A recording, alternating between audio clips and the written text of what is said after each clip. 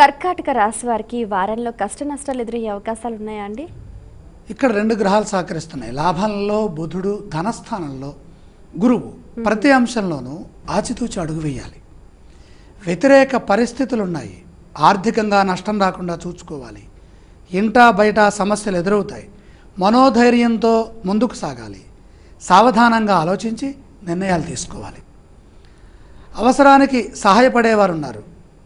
అనారోగ్యం రాకుండా శరీరాన్ని కాపాడుకోవాలి. అంటే ప్రమాదాలు జరగకుండా చూసుకోవాలి. గ్రహదోషం అధికంగా ఉన్నప్పుడు శారీరకమైనటువంటి ఇబ్బందులు వస్తాయి. అలాగే ఉద్యోగ వ్యాపారాల్లో ఇబ్బందులు తలెత్తకుండా ముందస్తు ప్రణాళికల్ని సిద్ధం చేసుకోవాలి. కుటుంబ సభ్యుల సలహాలు తప్పనిసరి. ఈ రాశి వారు పఠించవలసిన స్తోత్రాలు ఇవ్వండి.